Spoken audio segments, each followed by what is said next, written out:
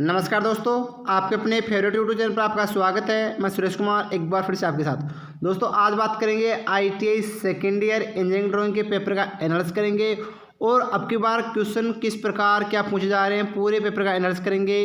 तो जिन बच्चों की आज एग्जाम हुई है वो या जिन बच्चों की कल एग्जाम है वो इस पेपर का एनालिसिस जरूर कीजिए कि आपको कितना कुछ आता है। ठीक है, साथ दोस्तों अगर चैनल को पहली बार विजिट करें तो सब्सक्राइब जरूर करना तथा बेल आइकन को प्रेस करना, जिससे आपको अगली क्लास नोटिफिकेशन मिल जाएगा। साथ दोस्तों अगर चैनल को आगे अगर आपको इन पेपरों की PDF फाइल चाहिए तो अभी डिस्क्रिप्शन चाहिए, वहाँ पर टेलीग्राम ग्रुप ज्वाइन करो जहाँ पर हज़ारों बच्चे जुड़े हैं, जहाँ पर काफ़ी बच्चे रोज़ एग्जाम दे के आते हैं, जहाँ पर आपको काफ़ी क्वेश्चन बच्चे आपस में शेयर करेंगे जिससे आपको काफ़ी प्रॉफिट मिलेगा। तो आपका पहला क्वेश्चन क्लियर करते हैं आज कैसे और किस प्रकार क्वेश्चन पूछा गया था। तो पहला क्वेश्चन पूछा गया था, नीचे दिए गए चित्रों में से एंड लॉजिक गेट की पहचान कीजिए, यानी इनमें से एंड लॉजिक गेट कौन सा है। तो बताओ दोस्तों इनमें से कौन सा है एंड लॉजिक गेट। तो दोस्तों इनमें से एंड लॉजिक गेट है आपका डी प्रकार का। देखो दोस्तों आपका गेट भी अलग अलग प्रकार की होती है, ठीक है, जैसे एंड और नेड। ठीक है, तो इसमें आपका जो एंड गेट है तो पहले तो आएगा दोस्तों आपका नोट गेट। तो नोट गेट का अगर आपको सामान्य पूछे तो नोट गेट का सामान्य प्रतिचिन्ह होता है आपका इस प्रकार का। ठीक है, यानी ये आपका नोट गेट का है। इसके अलावा आपको पूछे और गेट, तो और गेट का आपका ये आ गया, इसमें ये नहीं आएगा, ध्यान रखना ये नहीं आएगा। आगे आपका एंड गेट का आपका ये आ गया, तो वैसे इसका राइट आंसर क्या होगा डी। ठीक है, तो इसका अच्छे से एनालिसिस करके जाना, आगे भी आपको काफ़ी काम में आएंगे। अब काफ़ी बच्चों के क्वेश्चन आ रहे हैं कि दोस्तों इस प्रकार क्वेश्चन हल करा रहे हैं, लेकिन मैं इनको नहीं मानता। तो एक बार आप अगर देखना चाहो तो देख लो, मैं भी एक बार इनका आंसर आपको जरूर देता हूँ, क्योंकि ये आपका लॉजिक गेट वाली सारणी है, उससे ये हल होंगे। तो निम्न में से कौन सा लॉजिक गेट दोनों इनपुट उच्च होने पर आउटपुट दर्शाता है। तो बताओ दोस्तों अगर इनपुट उच्च होगा तो आउटपुट में जीरो कौन से गेट देता है, तो दोस्तों वो होता है आपका नोर गेट। अगला क्वेश्चन है वह कौन सा लॉजिक गेट है जिसमें दोनों इनपुट संकेत उच्च होने पर आउटपुट उच्च प्राप्त होगा, यानी हम इनपुट उच्च देंगे तो आउटपुट क्या होगा उच्च, तो वो होता है दोस्तों आपका एंड गेट में। अगला ये क्वेश्चन पूछा गया था आपका लॉजिक गेट से आया था आज, चित्र में प्रदर्शित गेट को पहचानिए। तो बताओ दोस्तों चित्र में जो प्रदर्शित गेट है ये कौन सा है, तो दोस्तों ये आपका एक्स और गेट है, तो इसका राइट आंसर क्या होगा डी। अगले क्वेश्चन की बात करें दोस्तों, ये क्वेश्चन आज पूछा गया था फर्स्ट ईयर के लिए बता रहा हूँ, ये भी कुछ क्वेश्चन फर्स्ट ईयर के भी आए हैं आज। ठीक है, तो वो भी देख लेना।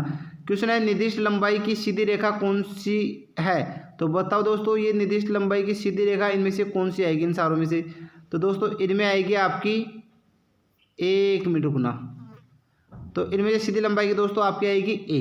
ठीक है, तो ये क्वेश्चन कुछ आपके फर्स्ट ईयर के आए चुके, मैं इनको छोड़ रहा हूँ एक बार, ये सभी फर्स्ट ईयर के हैं, ओनली प्रतिचिन्ह आई वहाँ पर देख लेना।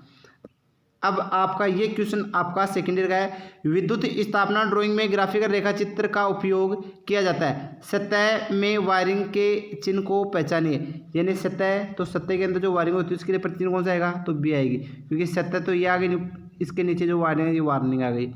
आगे नीचे दिए गए मूल फ्यूज बोर्ड के बिना स्विच के चिन्ह को पहचानिए, यानी आपका मूल फ्यूज बोर्ड है उसमें बिना स्विच के बिना है, तो उस संकेत को आपको पहचानिए। तो बताओ दोस्तों इसमें क्या आएगा, दोस्तों इसके लिए आएगा आपका सी, यानी नीचे दिए गए फ्यूज बोर्ड के बिना स्विच के चिन्ह को पहचानिए, तो इसका राइट आंसर आएगा ये।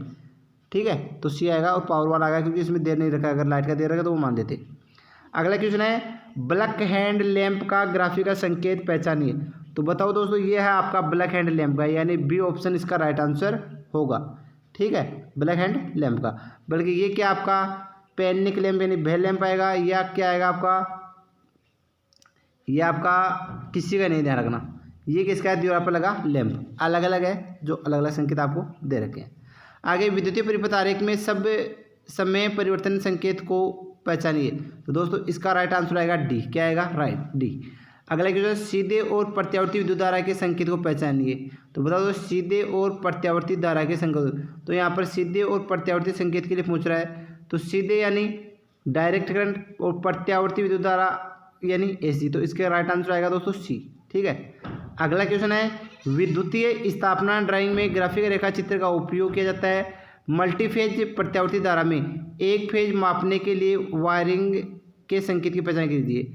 दोस्तों यहाँ पर बहुफेज में एक फेज धारा का मापन पूछ रहा है। ठीक है, तो इसके लिए कौन सा आएगा दोस्तों, इसके लिए आपका आएगा option number C right answer. ठीक है, क्वेश्चन अगला है, काफ़ी अच्छा क्वेश्चन है, सीधे विद्युत धारा जनरेटर के साधारण संकेत को पहचानिए, यानी विद्युत धारा जनरेटर का पूछ रहा है तो विद्युत धारा जनरेटर के साधारण संकेत को पहचानिए। तो विद्युत धारा के लिए सामान्य पूछे तो आपका कौन सा आएगा? ए, क्योंकि एसी डीसी नहीं पूछ रहा है। अगर डीसी पूछे तो सी आ जाता। ठीक है, अगला क्वेश्चन है इलेक्ट्रिकल और इलेक्ट्रॉनिक सर्किट में माइक्रोफोन साधन के लिए संकेत को पहचानिए। दोस्तों देखो, माइक्रोफोन के लिए आपका डी ऑप्शन राइट होगा। बी है ये आपका हेडफोन है, ए है ये आपका ईयरफोन है, और सी क्या आपका लाउड स्पीकर है। मेरे हिसाब से चारों ऑप्शन आपके क्लियर होंगे, किसी प्रकार की तो कोई दिक्कत नहीं है। ये क्वेश्चन आपकी डीसी और एसी मशीनों के चित्रांकन के संकेत के नाम को पहचाने। तो बताओ दोस्तों, ये प्रतीक चिन्ह आपका किसका है, बता सकते हो? तो मेरे हिसाब से किसी प्रकार की डाउट नहीं, अगर जिस बच्चे की पढ़ाई अच्छे से की है वो बता सकता है। तो दोस्तों ये आपका डीसी 2 वायर श्रेणी जनरेटर या मोटर। अब यहाँ पर आपको मोटर दर्शा रखी है तो इसका आएगा डीसी 2 तार श्रेणी जनरेटर या मोटर, यानी बी ऑप्शन इसका राइट आंसर होगा। अगला क्वेश्चन है, काफ़ी अच्छा क्वेश्चन है, इस संकेत के नाम को पहचानिए। तो बताओ दोस्तों ये किसका है? तो दोस्तों ये आपका मूविंग आयरन उपकरण का है, यानी आपका गतिशील कुंडली, गतिशील लोहे यंत्र है। अगर आपको गतिशील कुंडली यंत्र पूछता तो इस प्रकार का आता था, यानी मूविंग कॉइल यंत्र ये आ जाता। अगर दृष्ट कारक पूछता तो बीच में आप यहाँ पर दृष्ट कारक भी लगा सकते थे। अगला क्वेश्चन है, इलेक्ट्रिकल और इलेक्ट्रॉनिक्स परिपथ में रेखा चित्रों में इस संकेत के नाम को पहचानिए। तो बताओ दोस्तों ये संकेत किसका है? तो मेरे हिसाब से सभी को पता होगा कि ये गैल्वेनोमीटर का है।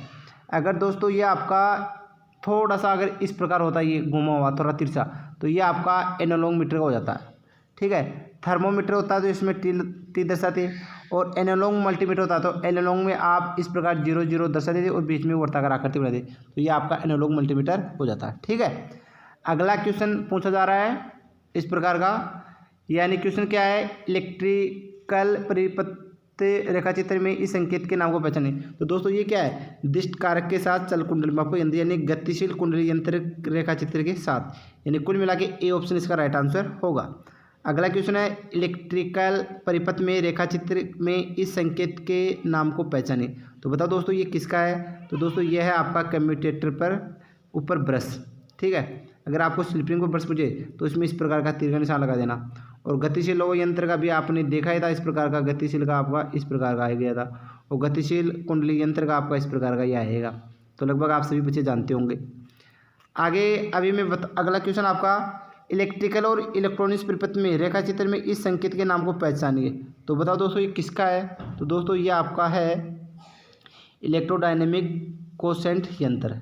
ठीक है, यानी आपका गतिशील यंत्र तो नहीं है, ये भी नहीं है, तो इसका सी आएगा, क्योंकि गतिशील कुंडली यंत्र रेक्टिफायर के साथ ये आपको तीनों बताएंगे, सी ने तो सी बच गया ये। अगला क्वेश्चन है आपका, इलेक्ट्रिकल परिपथ रेखाचित्र में इस संकेत के नाम को पहचानिए। तो दोस्तों ये आएगा आपका बत्ती का जोड़ सा स्विच है, तो आपका सी ऑप्शन इसका राइट आंसर आएगा। ये भी प्रतिचिन्ह काफ़ी बार पूछ लिया गया, नीचे दिए गए चित्र में किस प्रकार के डायोड का प्रतिचिन्ह दर्शाया गया है? सभी को पता है ये जिंदा डायोड का है, यानी डी ऑप्शन इसका राइट आंसर होगा। अगला क्वेश्चन है, निम्न में से कौन सा आरेख सिंप्लेक्स वेव वाइंडिंग को प्रदर्शित करता है? तो बताओ दोस्तों कौन सा करता है? तो सिंप्लेक्स लेप होती है, एक होती है वेव। तो यहाँ पर आपको किसका पूछ रहा है? वेव वाइंडिंग का पूछ रहा है, तो सिंप्लेक्स वेव वाइंडिंग का आपका option number A right answer होगा। ठीक है, ये आपका दे रखा नीचे दिए गए चित्र में किस प्रकार के परिणामित्र के आरेख दर्शाया गया है? तो बताओ किस प्रकार का है? तो सभी को पता है ये डिस्ट्रीब्यूशन परिणामित्र है। आगे चलते दोस्तों, ये प्रतिचिन्ह आपको याद करने पड़ेंगे, क्योंकि बार बार ये पूछ रहा है। Semiconductor, P injection diode, Zener diode, tunnel diode, vector diode, चार तो ये इंपॉर्टेंट है। इंपॉर्टेंट प्रतिचिन्ह मैं आपको बता रहा हूँ, एक फोटो डायोड और एलईडी, ये मेरी वेरी इंपॉर्टेंट क्वेश्चन है, काफ़ी बार पूछे जा रहे हैं।